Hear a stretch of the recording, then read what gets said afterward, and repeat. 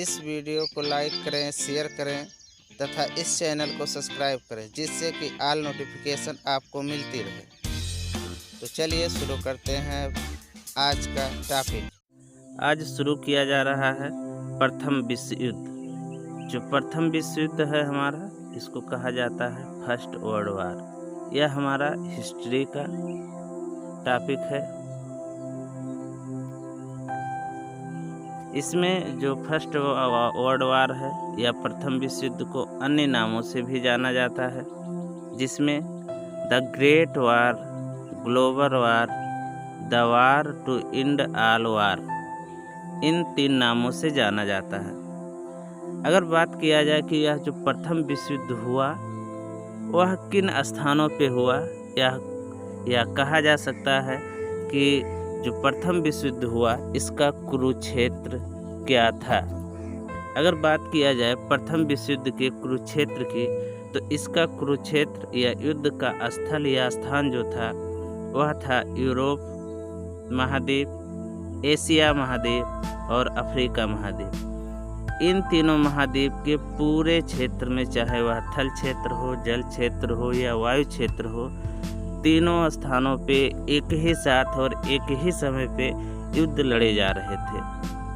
बहुत भयानक युद्ध था, इसीलिए इसको प्रथम विश्व युद्ध के नाम से जाना जाता है। या कह सकते हैं कि पूरे ग्लोब पे लगभग एक साथ युद्ध हो रहा था, इसलिए इसको ग्लोबल वार के नाम से भी जाना जाता है। युद्ध बहुत अधिक था, या कह सकते हैं इसमें बहुत जन और धन की हानि भी हुई है। इससे बहुत अधिक विनाश भी हुआ है, इसलिए इसको द ग्रेट वार के नाम से भी जाना जाता है। अगर बात किया जाए आगे कि जो ये युद्ध लड़े गए थे, टोटल लगभग 38 देश थे। इन तीनों महाद्वीपों को मिला करके 38 देशों ने लगभग इस युद्ध में भाग लिया था।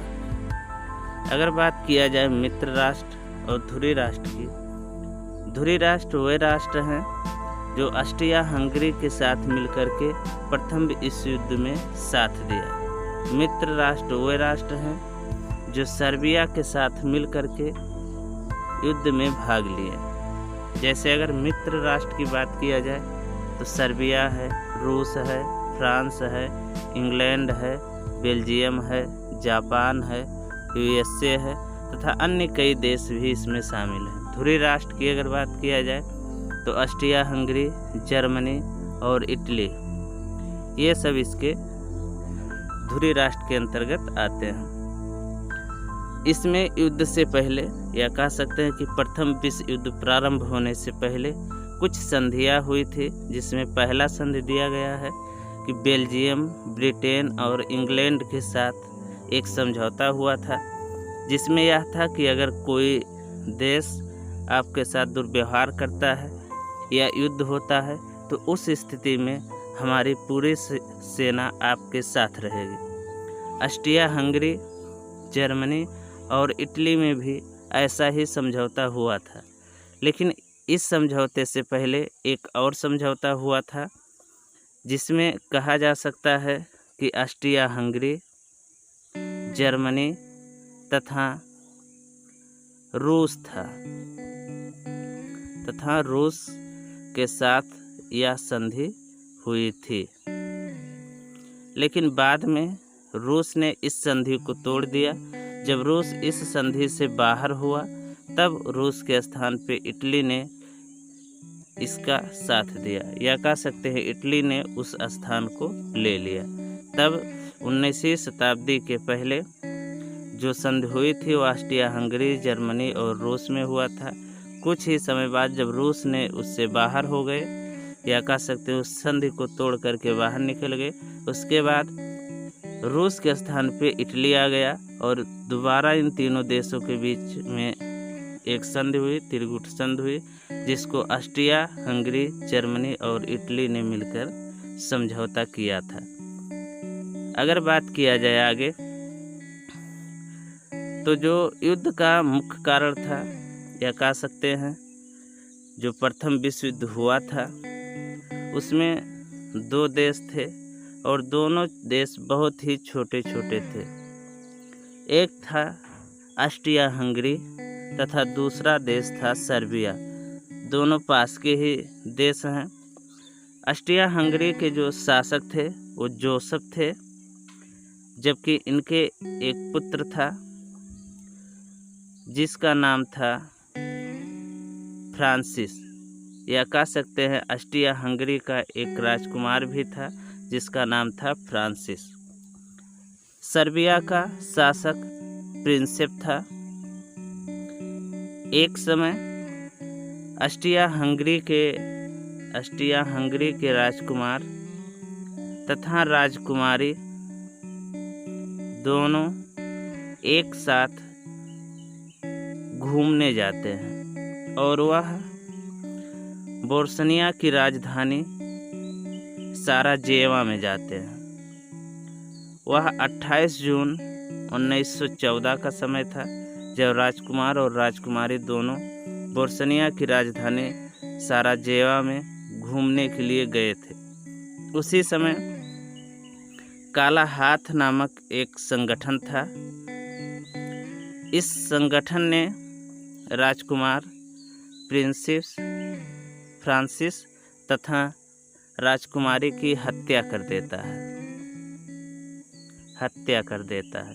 यह हत्या जो होती है 28 जून 1914 को बोस्निया की राजधानी साराजेवा में होती है, जब ये राजकुमार और राजकुमारी घूमने टहलने के लिए वहाँ पे जाते हैं। काला हाथ नामक आतंकी संगठन इन दोनों की हत्या कर देती है। इसके बाद जब राजकुमार और राजकुमारी की हत्या हो जाती है तो ऑस्ट्रिया हंगरी की जो जनता है वो इसका विरोध करती है और सर्बिया के शासक प्रिंसेस से इसके लिए सहायता मांगती है और कहती है कि जो लोग दोषी हैं उनको पकड़ करके सजा दिया जाए, तो सजा दिया जाए। लेकिन यहाँ जो शासक था सर्बिया का प्रिंसेप इस पे कोई विचार नहीं करता है।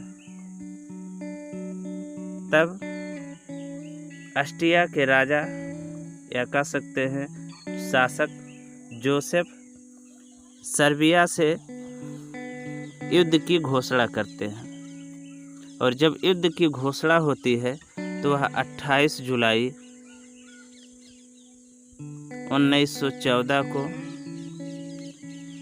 यह घोषणा किया जाता है। एक बात और यहाँ पे ध्यान देते हैं कि जब राजकुमार और राजकुमारी की हत्या काला हाथ नामक संगठन ने किया तो ऑस्ट्रिया के शासक जोसेफ ने सर्बिया के शासक प्रिंसेस से क्यों यह कहा कि उनको पकड़ा जाए जो हमलावर हैं और उनको सजा दिया जाए। इसलिए ऐसा किया गया कि जो सर्बिया के शासक थे प्रिंसेप, ये काला हाथ को, जो संगठन काला हाथ नामक संगठन था, इसको फंडिंग करते थे या कह सकते हैं कि पैसा दे करके इसकी मदद करते थे, इस संगठन को उबारते थे। इसीलिए जब राजकुमार और राजकुमारी की हत्या होती है तब ऑस्ट्रिया हंगरी सर्बिया के शासक प्रिंसेप से इन काला हाथ संगठन में शामिल उन लोगों को सजा देने के लिए कहती है जो राजकुमार तथा राजकुमारी की हत्या में शामिल थे। परंतु सर्बिया के शासक प्रिंसेप इस पे कोई ध्यान नहीं देते हैं। तब ऑस्ट्रिया हंगरी के शासक जोसेफ ने 28 जुलाई 1914 को युद्ध की घोषणा करते हैं। जब युद्ध की घोषणा होती है तो कुछ समय बीतने के बाद, कह सकते हैं 2 दिन बीत जाता है, तब एक जर्मनी, ऑस्ट्रिया हंगरी और इटली के बीच एक त्रिगुट समझौता हुआ था जो पहले बताया जा चुका है। इस समझौते के तहत ऑस्ट्रिया हंगरी की सहायता करने के लिए जर्मनी उसके साथ हो जाता है।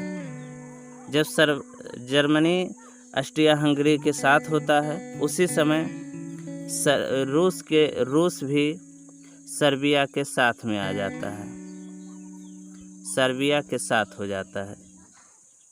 तब जर्मनी जब रूस सर्बिया के साथ आ जाता है और रूस के पास सेना सबसे भारी सेना है, लगभग अगर कहा जाए तो 12 मिलियन सैनिक रूस के पास थे।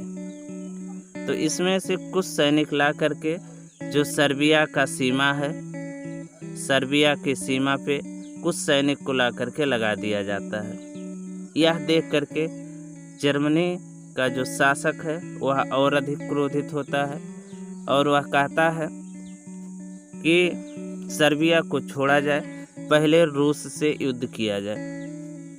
जब रूस से युद्ध करने की बात आती है तो जर्मनी 1 अगस्त 1914 को युद्ध की घोषणा कर देता है। यानी जर्मनी जो है रूस के साथ 1 अगस्त 1914 को युद्ध की घोषणा कर देता है। जब युद्ध की घोषणा कर देता है तो रूस का एक मित्र राष्ट्र था फ्रांस, यह फ्रांस के पास जाता है और इससे मित्रता होने के कारण यहाँ के राजा को यहाँ भेजता है जर्मनी में और कहता है कि इस युद्ध को रोका जाए, ना किया जाए।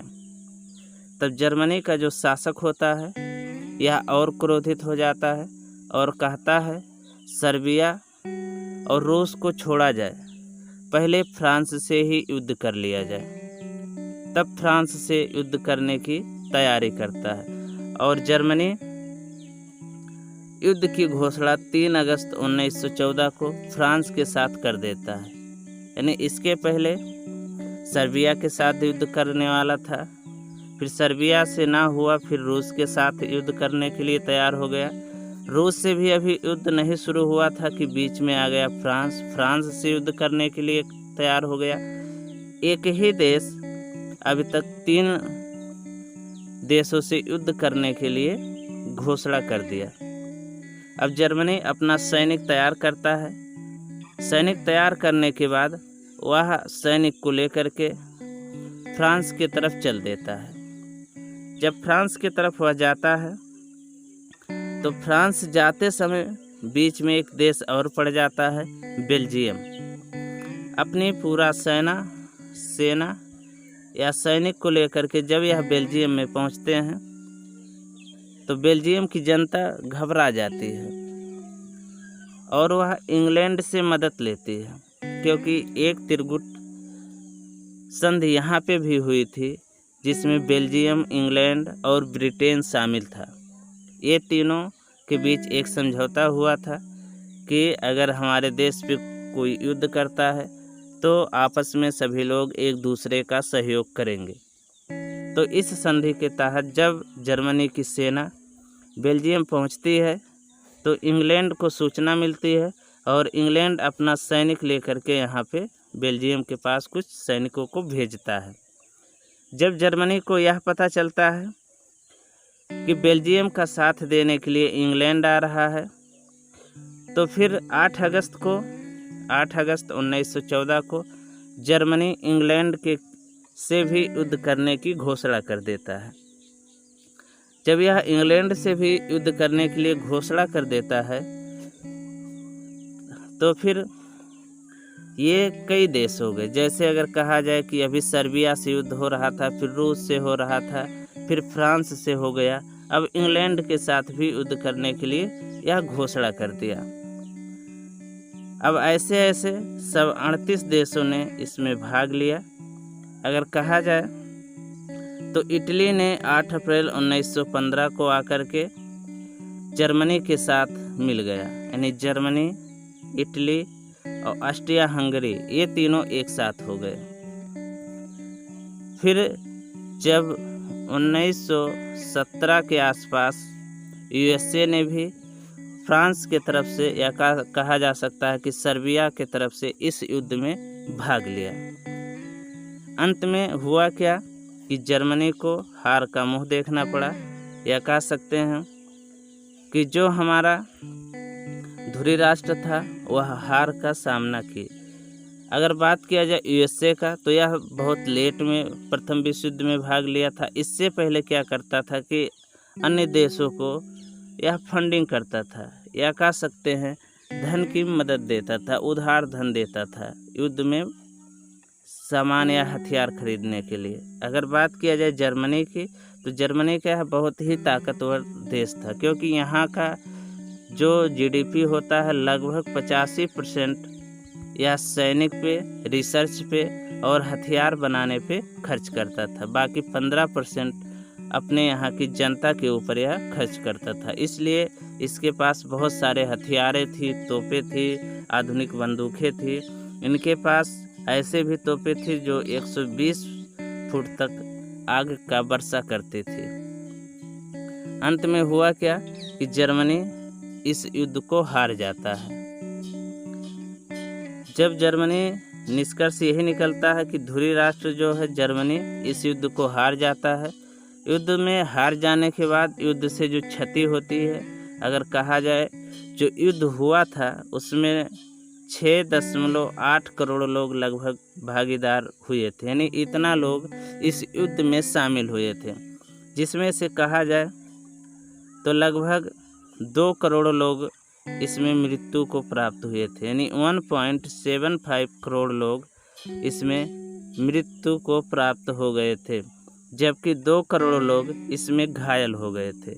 अगर अलग अलग मृत्यु सैनिकों की बात किया जाए, तो जो ये इतना करोड़ लोग मृत्यु हुए थे, ये मित्र राष्ट्र और धुरी राष्ट्र दोनों को मिला करके हुए थे, यानी दोनों राष्ट्रों से, यानी पक्ष और विपक्ष दोनों राष्ट्रों से मिल करके ही इतना लोगों को मृत्यु हुई थी, जिसमें से 95 लाख लोग मृत्यु हुए थे मित्र राष्ट्र की ओर से, और धुरी राष्ट्र की ओर से 80 लाख लोगों की मृत्यु हुई थी। जो 95 लाख लोग मृत्यु को प्राप्त हुए थे मित्र राष्ट्र के तरफ से, उसमें से 55 लाख लोग सैनिक थे, जबकि 40 लाख लोग आम जनता थी। ऐसे ही धुरी राष्ट्र में जो 80 लाख लोगों को मृत्यु हुई थी, उसमें से सैनिक थे 45 लाख और 35 लाख आम जनता थी, यानी इसमें बहुत अधिक हानि हुई थी। अगर कहा जाए आज से लगभग 100+ वर्ष पहले की बात है, 100 वर्ष पहले की बात है कि वहाँ पे 7 करोड़ के लगभग जनता ने एक ही युद्ध में भाग लिया था। तो आज बस यहीं तक। इस वीडियो को देखने के लिए आप सभी को धन्यवाद।